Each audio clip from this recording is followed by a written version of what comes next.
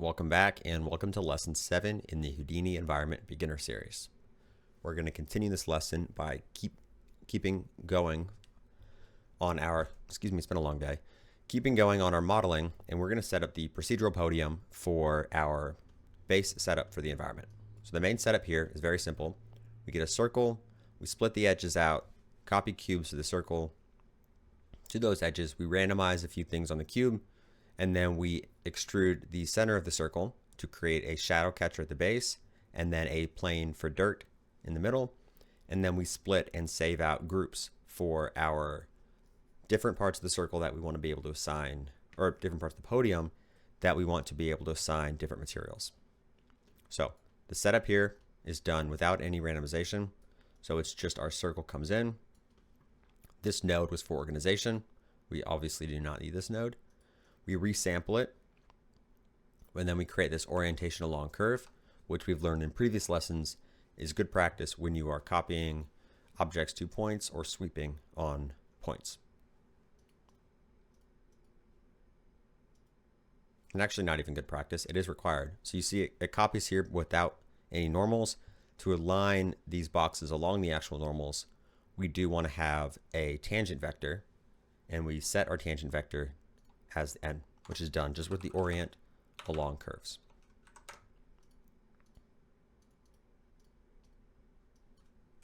And then we take a box. I'm going to hit space G to frame the box. I added a few divisions here because I'll actually displace this box a little bit later to make it look a little bit like a rough stone with a little distortion. The scale of the box is set as the size of our length. So not the size of our length. The distance in between these 2 points here, is set by this section on the resample node. And then the box is updated automatically. So if I template the box and select the resample, it's updated automatically. So when I scale the resample amount, the box will fit to correctly have enough boxes around so they all touch but do not intersect. So I could set this to 0.2.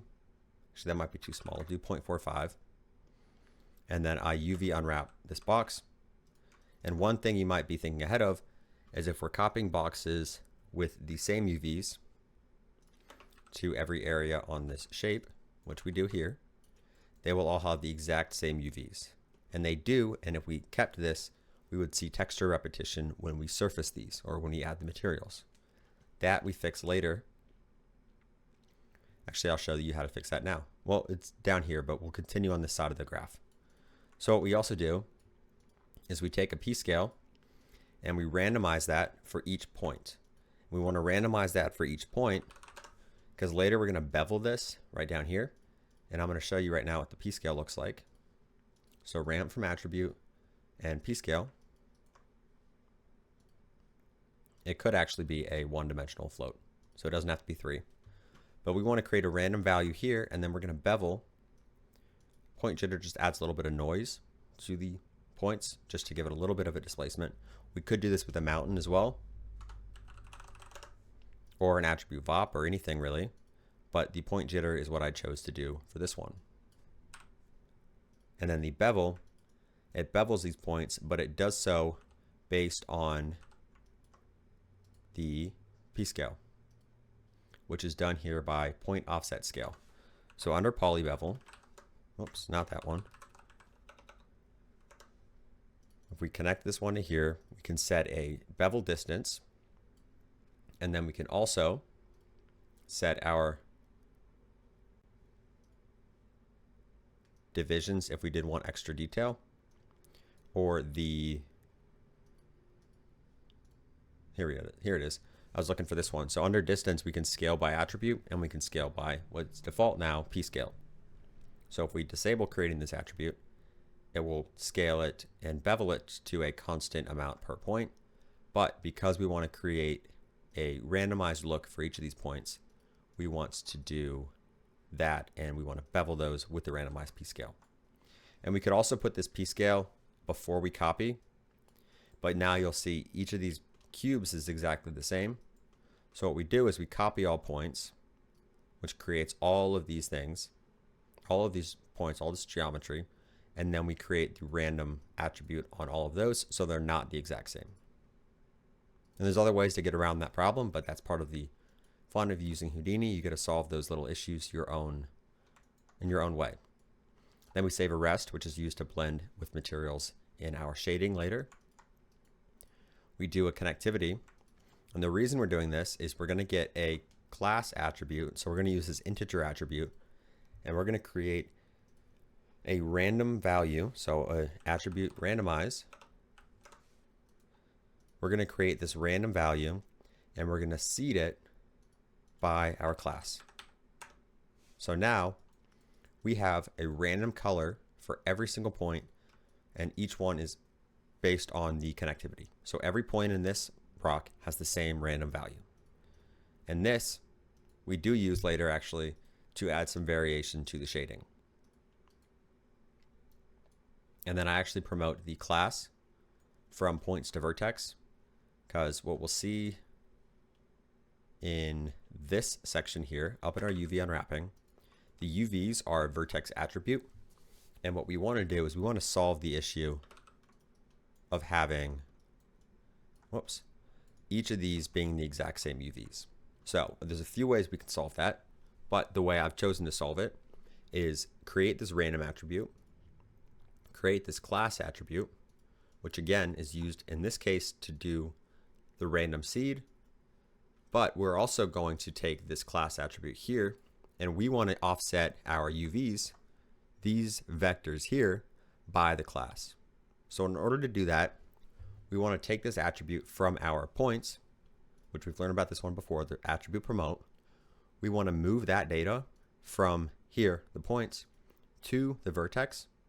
So then we can use this class to offset or to add a value to these UVs. And we do that with this, which all this is, this one actually isn't necessarily needed. These two lines, are just what I do is I create a vector. And if you're familiar with Vex, this should be really simple, but I'll try to explain it. I create a vector here named target UV, and I set that to the UV plus a random value, which is generated from 0 to 1 based on the class, which is used here. And then I lerp from the actual UVs, and I blend between the current UV stored and then this new target UV I created, and then I blend with this channel float, which I've created here. And the reason I did that was because I wanted to show you this, where you can see here with 0, I'm blending and using the original incoming UVs. So these ones here that were created and copied through this copy to points. But what I want to do is I want to offset those, and then I want to be able to blend between so you can see exactly what's happening. So for each of these points, for each of these rocks, it offsets the UVs by an amount, and the random amount is defined here by this random value.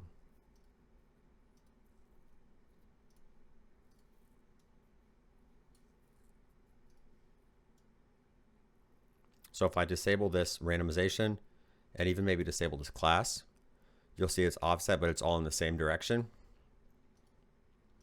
So with these nodes enabled, I can randomize each block individually. And then to rewrite this node without any of that lerp, with these additional things, we would do a wrangle. We would do over, not points, we would do over a vertex. And we want to say v at uv plus equals rand, so random. And for our seed, we're going to do I at class. And that works. So now you see it displaces them randomly based on the class. And you can see that actually does happen here. And this here. And we can even increase this past 1 to blend it even further. But since we're also using procedural, not procedural textures, we're using tileable textures, the UVs don't necessarily have to fit within a single UV 0 to 1. So 2 to anything is fine because these are all just tiling textures that can tile infinitely. So that is how those were set up. And then this null is set to later fetch those into Solaris, which we'll cover in a little bit, in a few lessons, but later in the course. All right, that's this side completed. Next up, we take the same circle, space G to frame. We extrude it a tiny bit, and we actually delete the sides, it looks like. We group the base, and then we split. So here, we have the top side, and we're grouping here by base, by grouping by normals.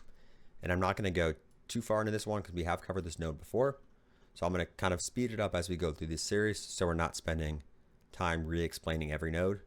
But definitely look up nodes if you are having trouble following along or if you just want some more information on what nodes can do. So we split those with this base group. So I set down a null and I can easily see what's each of these split is coming in. This is the upward facing. This is the downward facing. For the downward facing, I extrude it a little bit more, bevel it to give it a little round edge, and then I match the size and I place it at the base of these blocks.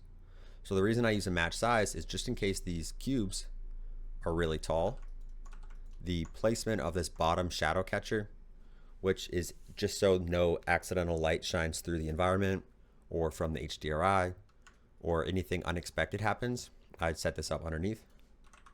This is so it automatically places it at the base. So even if this is really tall, it would correctly lay this at the bottom. So maybe we could extend this to be a fence or some other kind of procedural setup for a podium. So that comes in, we UV unwrap this, and you can see our UVs here. We transform these, add some normals for good practice, and then there it is. That's our base geometry, WTC wireframe for our objects.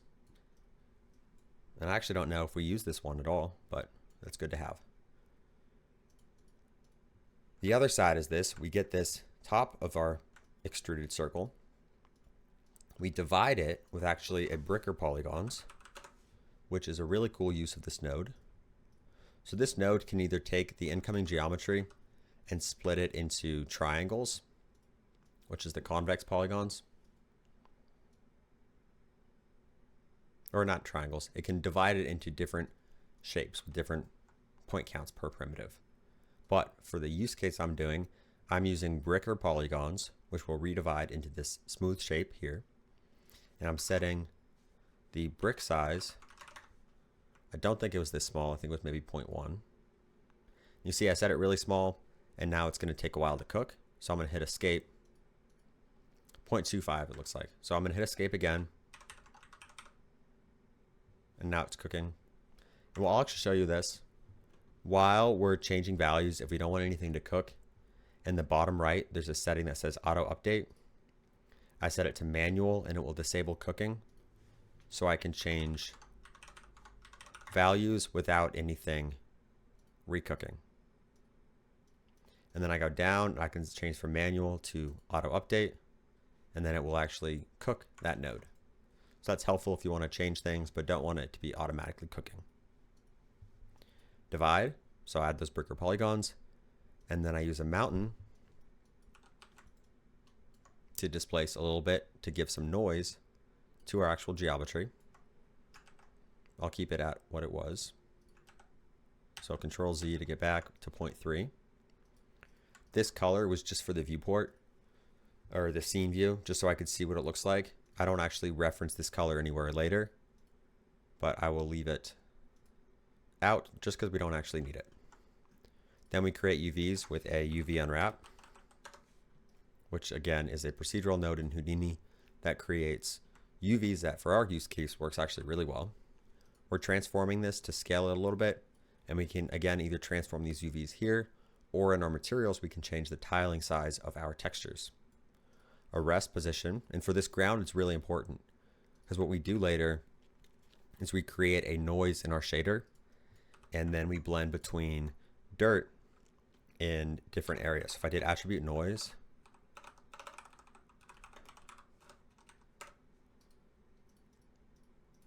and I set this noise to CD, and I made our element size really big. This is not exactly what I'm doing, but the idea is general. I could set this actually to a float. So I only want one color. But really what I'm doing here is I use this rest position, and we don't actually do it in this case with our attribute noise, but I create a value and then in our shader create a noise that I blend. So maybe on the white it's a dirt, on the black it's a sand, and then maybe on the gray in between it's a rocky muddy patch of dirt. So that's also covered in our material lesson. If you want to go deeper into materials or blending, I do encourage you to check that out. And then we have our normal and our dirt. And then this was a box that was 2 meters tall, space G to frame it.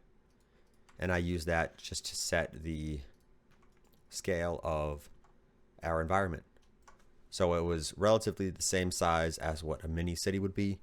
And this would be roughly about what our human size would be. We could also use test geometry in Houdini. And we can use this to show the size, but I chose to do a box just to keep it simple. So awesome. That is how this is set up. And then we'll pause and then continue the next one, where I believe we actually start on the house modeling. So that's going to be a big in-depth set of 6 videos, I think. So lots to cover and lots more to come. So thank you, and I will see you in the next video.